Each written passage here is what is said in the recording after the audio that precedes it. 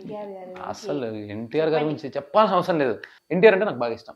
ఇప్పుడు ఆయన ఏకంగా నేషనల్ లెవెల్ ఇంటర్నేషనల్ అయిపోయారు ఇప్పుడు. ఇంకోటి ఏంటంటే ఇప్పుడు జపనీస్ లో కూడా ఫేమస్ బాగా ఎన్టీఆర్ గారు. ఇంకా మంచి పరిణామే కదా త్రిబుల్ సినిమా వల్ల. మళ్ళీ దేవర వచ్చింది మొన్న. దేవర సినిమా కూడా నేను చాలా సార్లు చూసాను. దగ్గర ఒక 10 టైమ్స్ చూసిండు దేవర. నాకు బాగా ఇష్టం అనమాట దేవర సినిమా. కానీ ఎన్టీఆర్ గారు అంటే కూడా చాలా ఇష్టం. ఎన్టీఆర్ గారిది ఒక డైలాగ్ చెప్పండి. సరే ఎన్టీఆర్ గారు అంటారు కాబట్టి ఖచ్చితంగా డైలాగ్ చెప్తా. ఎన్టీఆర్ గారు డైలాగ్ చెప్తే ఎలా ఉంటుందంటే చిన్న చిన్న డైలాగ్స్ వద్దు మనకి. పౌరాణిక నాటకం. యమదొంగ సినిమా చూసారు కదా అందరూ. యమదొంగ సినిమా. సో యమదొంగ సినిమాలో ఎన్టీఆర్ గారు డైలాగ్ చెప్తాను.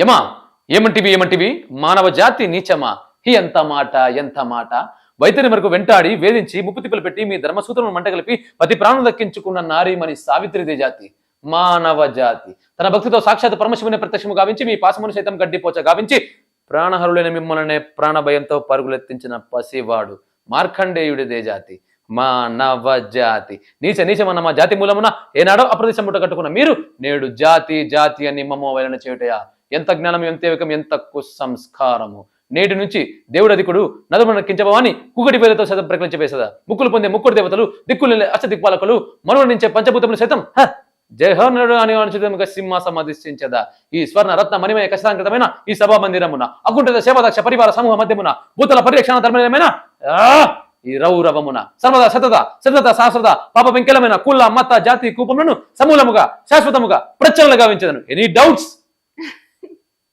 No doubts. సూపర్.